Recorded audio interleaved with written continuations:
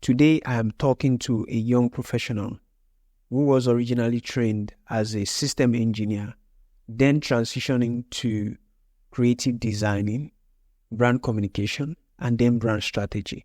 Now he is a young professional who is a brand strategist that is helping businesses position themselves. He has a Ghanaian root and also a Togolese root. His name is Kevin Kodjo, and in this episode of Impact Badger today, we are going to be having a series of conversation around how brands are supposed to be positioning themselves, what they should be focusing on. We are talking about AI and other series of things as well. And I hope you get value from this conversation.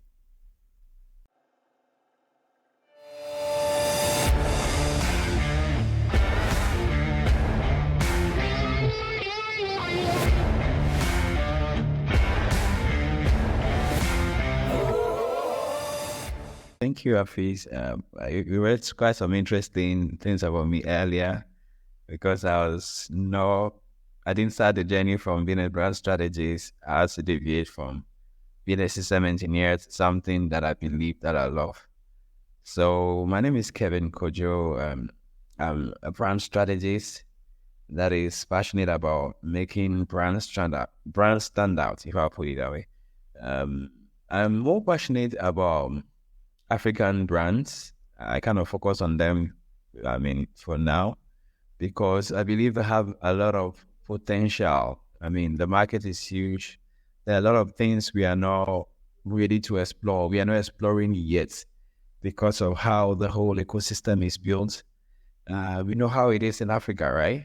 But we have the same, this is survive. We have the same tools, as I may say, to make our businesses stand out, to be global, because now we are in a global village. It's a global economy, right? So gone are the days where I'm just competing with people in my environment or people in my area if I'm selling shoes. But now I'm in Ghana, but I'm competing with people in the US, in Brazil, because I can, through e-commerce, sell to people everywhere. So the topic of brand strategy or making brands stand out is not yet fully welcomed, in our African ground. So this is where I come in. I try to make them see what is in it for them, or why is it important for their brand to stand out, and let them know that they can actually compete with someone from France or from Italy. So that's who Kevin is. That's what I do. Thank you. Yeah. Kevin, it's kind of interesting that we find young people that are passionate about ensuring that they put African brands on the map, which is a very difficult task, right? It's pretty difficult. But let's go back to touching more on who Kevin is. So to my understanding, you are a Ghanaian and partly a Togolese. Tell us about that twist, because it probably will be something that a lot of people don't understand. Okay, of course. I spent half of my first time or first life. I'm saying half because of where I am right now. First part of my life in Togo because of my Togolese college. That's actually where my parents came from, but having Ghanaian roots at the same time, right? So starting from a French background, having basic education right from there, and switching to an Anglophone country has been an interesting flip, right? Because here we have to face a new language, a new set of people, and try to get things done irrespective of where you find yourself. So starting from French, getting to basic education, moving into Ghana, continue with I did more of professional stuff, right? Even writing system engineering, there were very practical courses that I took, and that gave me a practical hands-on when it comes to hardware and networking and all that it is. Right from there, I discovered branding came into mind. That was more of a personal discovery, right? Through experimenting. And I got to know that, okay, here it is. I'm a better fit in this area than the other. And I tend to love what I do. So I had to get into that, and that's what I'm doing full time. So yeah, there's a flip of language from the beginning, and flip of passion followed up. So I hope I actually answered your question. Oh, absolutely. Absolutely. Because now they having the understanding that there was a flip, as you called it, from francophone to anglophone. I, I hope there's not been some diminish of language from a French speaking person to understanding purely how to speak English, right? So if you could help me, or if you could tell me what saying that, okay, I'm glad to be here in French, if you could communicate that to me, because I personally don't understand French. Interesting. So I could say that it's je suis ravi d'être ici avec vous. I know you don't understand, but that's fine. Right. So that's quite interesting. You having a journey from coming from Togo into Ghana and, from system engineering to creative communication, creative design to brand strategy, right? And that's quite a journey. And it is something that probably is not easy for a lot of people, a transition that is not easy to make. So in the brand strategy landscape, right, there's been a lot of evolution. We talk about evolution with people's profession, people's businesses, and even evolution in countries, right? Mm. So there's been evolution over time, especially in Africa, as much as we understand that, well, things that are done in Africa, they are done differently as it is done in every part of the world, right? So what would you say is the evolution of the current landscape of brand strategy in Africa? Okay. So brand strategy, as I made mention of earlier on, is just basically to plan or to be intentional about planning approach on how a business is identified by its customers or how they communicate their value proposition to them, right? So this in definition has not changed, but the approaches or how it's being done is what has changed over time when it comes, since we are focusing in Africa on this. But generally, as I said earlier, we are still in a global economy, so Africa is kind of adapting to what is happening, whatever is happening around the world. So, not really at a very fast pace, but slowly we are getting out there. The last time, quite on LinkedIn, I actually shared a post about how to future-proof your brand. These are some of the things that I had in mind, right? Because we kind of do things, we're used to doing the same old things, and sometimes it's a different result, but the world has evolved. So things have changed. That's what I'm trying to say, right? So now for brands or for a business to stand out, number one, you just have to be customer centric, right? You just have to zoom your attention so much into your customers, know what their preferences are, what actually engages them, what moves them. That's one of the things you can let go of. The customer has to be the first. People have to be gone are the days where we just do general advertisement, hoping that some people will see it, hoping that my target audience will get across it. But now, attention span has reduced drastically. Like few seconds are enough to lose a client because there's so much content available out there. So you just want to know what your customer wants and how to grasp him as soon as possible. And innovation is one thing we can let go now. We are catching up so fast when it comes to technology, means through which people get information to know what's happening or where to buy from. Now, people actually go to Instagram just to shop. I mean, not just look at pictures or just to do the old stuff. But I want to, it's become more of like a search engine right now, because people go look for things. People do a lot online. So it definitely has to be innovative. Use the channels through which your customers can easily be reached, right? And there are quite a number of them, but competitive analysis is one of the things you can do without, because your competitors are out there doing quite a number of things. There are things you would want to copy from them.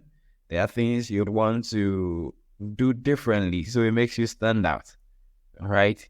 So these are very important things I would want to stretch on when it comes to adapting to new trends. So you want to be customer centric. You cannot just do generic advertisement. You can just do the usual old things, open things, work around. You have to be innovative. Try videos, audio, try different channels through which you can reach your customers. And competition, you want to know what the next door neighbor is doing, especially when you're in the same business. Yeah. Things that you said, you said a very striking thing, which is, a couple of them actually, but I want to focusing on customers.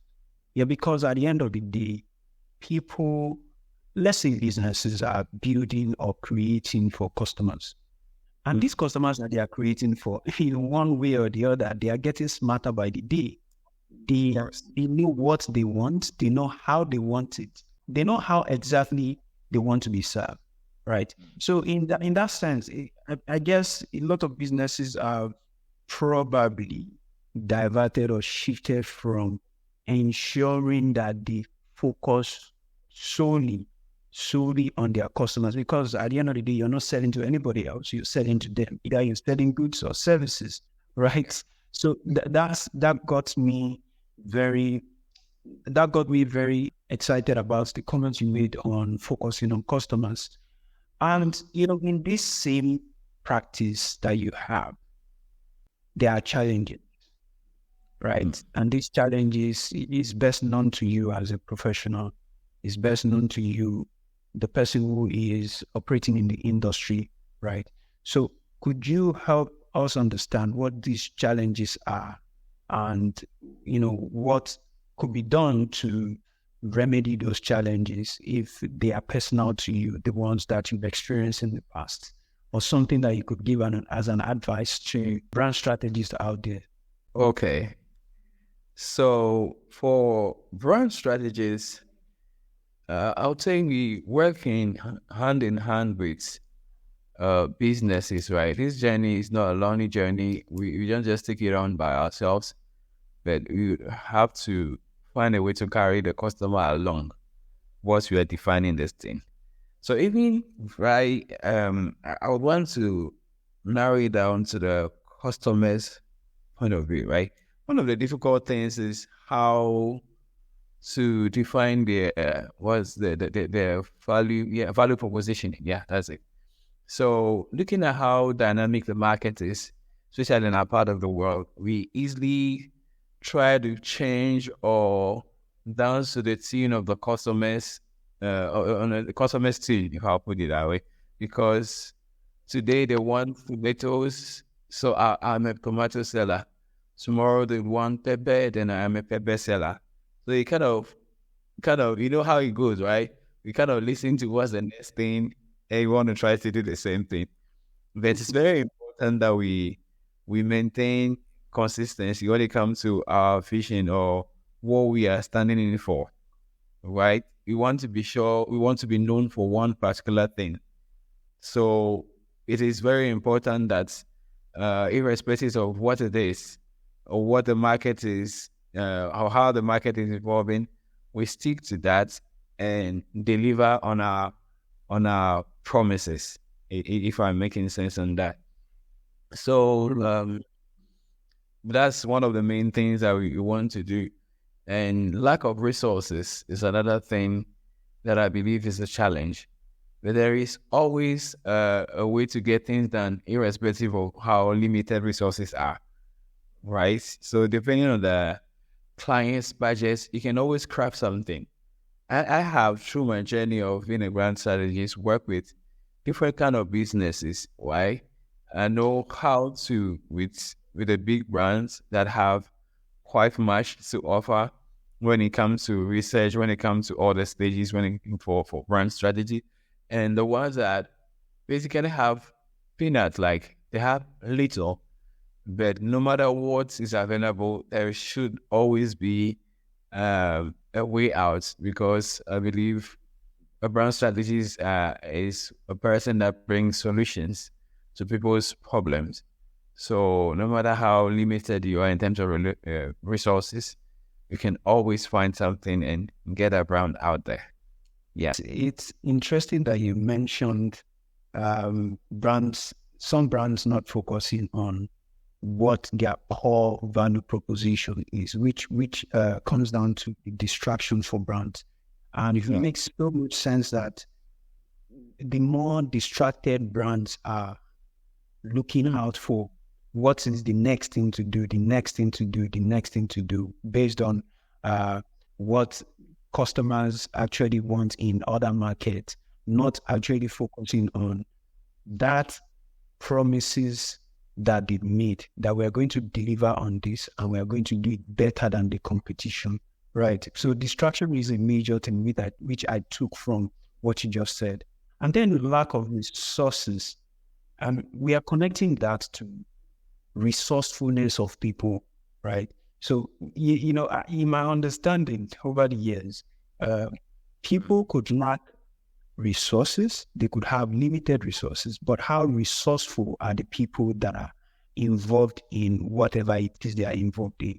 So how resourceful they are determines in one way or the other how they can make use of limited resources, which you just stated out, working with small brands and also working with bigger brands. So that's quite valuable for people that are looking out for. Yes, we do not have a lot of resources, but striking the fact that if you have a team that is resourceful enough, you could utilize the little resources that you have to achieve results, and that's amazing. So in this business as well, how can you ensure that brand identity aligns with core value? Because in a way, those two things are conflicting for some brands, right? So if you could help us, dissect that, and what is the role of storytelling, because storytelling is one of the most important things, because story sells more, which allows your customers to actually connect with your brand, very, very effectively. So what's the role of storytelling? What does it play in building a strong brand identity, and the connection between brand's core value? How does it align with brand identity as well? Okay. Thank you, Afis. I believe these are very important things. We need to get right. Even not just for the brand strategies or for the businesses that work with the brand strategies, right? So I believe first of all, for brand identity to match or to align with core values, there must be a deep understanding from the business's end, and for the brand strategies as well, of what those core values are. We sometimes speak about consistency, professionalism. There are quite a number of English words we use when it comes to core values, but usually we use words that we don't understand, or we get the wrong interpretation of what it is, right? So if you could engage with the business owners or have more of a design thinking process to actually go through brainstorm, just to understand what the meaning of these words are, it really helps to know how to communicate this to the client. And storytelling is I would say one of the most powerful tool to convey these values, right? And in a relatable and memorable way for customers to actually flow with the brand. So there is one thing about selling out. Imagine that I'm selling shoes, right? Selling shoes out to kids. And I just go out there, place the shoes anyhow, and without even considering how the environment looks like or how the shelf look like, how the whole place is decorated, and leaving the kids out to find out by themselves that the shoes will fit for them and all those things. Comparing that to another brand that actually has a nice story around the shoes, probably of a kid that wore the shoes and became successful in life, or about how these shoes can lead people into getting what they want to be in life. I mean, these are just little short, small examples around that, right? A brand that has a story behind it is able to draw people's attention, is able to connect people emotionally, is able to do what? Give people memories that they cannot easily let go of, no matter how long it takes, right? So this is it. First of all, understanding what it is that a brand wants to communicate, and secondly, finding innovative ways to craft stories around this and reach out or make this available to the target audience. So basically, that's it. Yeah. So talking about, finding innovative ways to tell stories, which brings me back to design thinking that you said.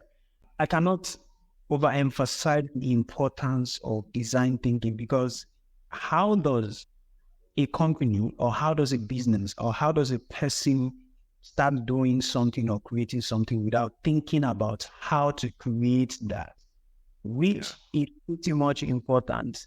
If a team of people don't come together to discuss, brainstorm on how a thing is supposed to be done, how a communication is supposed to be made, so that it actually tells and gives the true value that they intend to give, tells the story that they intend to connect directly to the audience, to their targeted audience at the end of the day. So, thank you for actually mentioning design thinking, Joe, because it is very important. So another discussion around your business, your profession is, talking about target audience and market research. You've touched on it just briefly, but how important is understanding the target audience in creating an effective brand strategy, right? Okay. And then what methods do you recommend for conducting thorough market research to inform brand strategy? Okay. Thank you, Afis. So I truly believe that understanding your target audience is paramount to your success as a business, because it tells who you are selling to, where the person is, what the person likes, when does the person come out to buy such a thing. And it just gives you so much information about the user. And the more accurate you are in finding that, the more likely you are to be successful as a business, right? Irrespective of the other environmental factors, right? Like the economy, political factors, and all those other things. Getting your target audience right, it's just like having to know a secret about your enemy. You definitely win the battle. That's so true. Exactly. So a target audience, you need to get to know what their needs are, right? Because one of the first things people want to satisfy their needs first before wants or any other things. So knowing what they need and knowing how best to meet those specific needs is you can overemphasize on that, right? And there has to be a way you find out, because Sometimes if the right approaches are not used, you might not be able to get the answers you want, because when it comes to gathering information, you are likely to get the right information. You're likely to get misleading information at the same time, right? So basically through interviews, through listening on social media, I believe listening on social media is very key, right? Because social media allows people to express themselves without even thinking who is listening, who's going to watch it up, or who is watching behind, right? So listening on social media is very important, especially in the market that you want to enter into. Try to know what people are saying about your competitors, right? What they are doing right, what they are doing wrong. Is one thing that definitely give you an advantage. And interview surveys, as I said earlier, and knowing the kind of questions or the type of question you have to ask to get the right answers, because some questions are closed-ended and some are open-ended. So when it comes to open-ended questions, you allow your user to express himself even beyond what comes off his head, right? It could get emotional sometimes. That's where you want to get, because as long as people can be connected, or a product connects emotionally to people, you know you are pressing the right button. So yes, knowing your target audience, knowing what they want, knowing how they like it, how the kind of experiences they expect from the perfect product is very important. And how do you get the right answers? Is by asking the right questions. So yeah, to these few things, I believe you would be able to achieve what you want to do when it comes to target audience.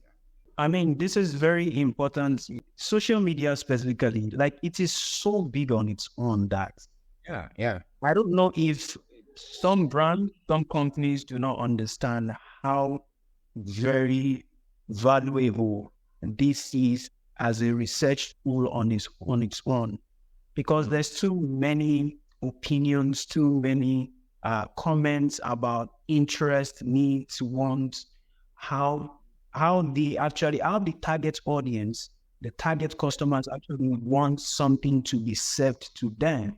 You know, there's too many information on social media, and like you said, it is a search engine on its own, where you just go search for something, you potentially could find what you're looking for, because there's billions and billions and billions of comments and contributions on social media. And, thank you for mentioning that. Based on that, we cannot deny the fact that artificial intelligence is something on the mainstream. And again, I will continue to bring this conversation about artificial intelligence on our conversations, right? So AI in itself, right? Like I always say, a simplified process for a lot of people, right? Yeah. And then people are then dependent solely on artificial intelligence, and then there's the fear of AI is going to take my job. AI is going to make some businesses go out of market. They will go out of business. Now, with you or for you, what is the role of AI in brand strategy? How does it help you simplify process? Or do you even use it? If that is the case, do you even use it? And if you do use it, what is the role that it plays in your process, and how does it help you simplify that? Oh yeah, AI. As if I do, AI would definitely pop up in conversations these days, right? Because it's definitely the next big thing, or it is a big thing right away. Because almost every company, every other software, every other product that has been built is definitely considering inputting or embedding some form of AI in there. But as a creative person, I believe AI, the fear of AI replacing human beings is not, it looks kind of real, but it's not possible, completely possible if I put it that way. Because being a brand strategist is about creativity, right? And some kind of intuition at a point based on experience. So these are things that AI cannot give. So this is just to calm people that are scared of AI taking over completely. You can't. There is a quote that I saw some time ago that AI someone that actually use AI definitely has an advantage over someone that does not use AI. Okay, yes, how it goes. It said AI cannot take over your job, but someone that uses AI can take over your job. So at the end of the day, it's more of a collaboration between a person and a machine, right? That's how I believe AI works for a brand strategist, because while AI can enhance efficiency, human creativity and intuition is something that we cannot get from there. It has to come from a human. You just have to be creative. You have to think around different ways of getting the same thing done and all those things. So definitely, yes, AI is very key to give you very valuable information or to give you insight to help with automation of routine tasks and data analysis and all those things that is needed. But the best we could ever have is to have someone that is creative, that is working hand in hand with AI for better delivery or for efficiency. So you made us understand that the collaboration between human being and AI is what is going to not threaten the AI taking my job or AI taking my business away. So human and even AI has to collaborate. Thereby, you are supposed to be learning how to use AI to your advantage. So this is actually the fear of a lot of people that, for example, graphic designer would say, so now you can use DALL-E 2 to generate pictures, ultra realistic images, and some other AI tools that are out there. And then some photographers would say, okay, there are also generative AI tools out there that are, allowing people who don't even know about photography to generate images. And see, they are professionals, right? So, I mean, you just said it all. The advice to all of them is to collaborate, learn how to use these tools to be able to, simplify process for yourself and to your advantage, right?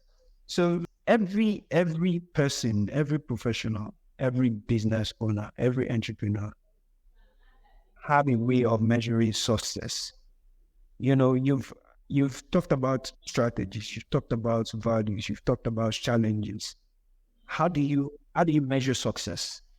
Right. With your process and with your solutions that you prefer, the strategies that you prefer to businesses, how do you measure success?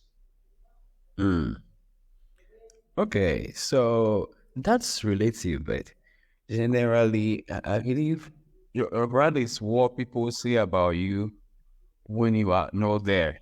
That's the kind of image or the kind of perception they have about you, right? So brand awareness, I believe, is a very important thing when it comes to success. If people become aware of you and could say or could relate it to positivity or to something good, it's already one of the biggest metrics, because how you make people feel is one of the, that I would say is most important, the important reason or the important point that makes them take a decision when it comes to purchasing from you and doing business with you, right? So above just your skills, relationship is very key, because you could have 10, 20 skillful people. If I have a relationship with one of them, I'll definitely keep going back to that person and trying to do business with it. So keeping a very good, making brand awareness go far is very important. And customer satisfaction, making sure that whatever you promise you deliver, it's not just about talking. It's not just about doing or saying things that you're not so sure about, right? And yeah, the most important thing I would say is, the final thing is to make money. I know it's one of the things we don't want to make mention of, but for it to be successful, if you don't make money, you're out of business. So as long as your brand awareness, as long as delivery and all those things are converting it to cash, yeah, I believe those are the things that would define success. Financial performance is if you're not making money, yeah, you're not in business and there's nothing to talk about, right? So at the end of the day, throughout your brand strategy and all the things that you've done, money must be there to speak for you. But even before then, for the money to come the way it has to, brand awareness, that's what we do, brand strategies, right? Getting into your customer's mind, getting into their heart, if I would say, because until there's an emotional connection, the customers that not buy, does not keep coming even after buying, right? So you want to get that right, to get that brand aware, people to get the right mindset about your business or the right idea about your business. And after that, you got to satisfy them, because after making promise, after giving them a valid proposition, you would want to wait to see whether you're going to deliver or not. That's what will keep them amazed and keep them coming back. So just to wrap up, right? Awareness is one of the main things. You know you are successful. Customer satisfaction, I'll say. And lastly, financial performance. That shows you're really in business. Thank you. It's kind of interesting to know that financial performance is part of the measurement of success, because at the end of the day, you're doing all of those things for you to make money, for the business to make money, and then if monies are not being made, then there's a problem, right? So one of the things that we're going to touch on is your advice to people who want to venture into becoming brand strategists, right? Okay. All right. I mean, this is interesting, right? I get to answer this question quite often. But I'll say passion should be the number one thing, because yeah, it's true. You're looking for the money, you want to get a career, you don't want to be jobless. But at a point, apart from what you earn, passion is going to be what will keep you going, right? So you want to be passionate about this. You want to be passionate about people. You want to be passionate about finding solutions to problems, because that's what you practically do. It's true, you're designing a flyer, you're making a video ad and all those things. But if it doesn't convert into to money, if it doesn't make your customer successful, I mean, it's just better than, it's just as nothing done, right? So you want to be passionate about working with these people and getting them to achieve their goal, irrespective of what the challenges are in and out. Apart from that, being skillful is very important.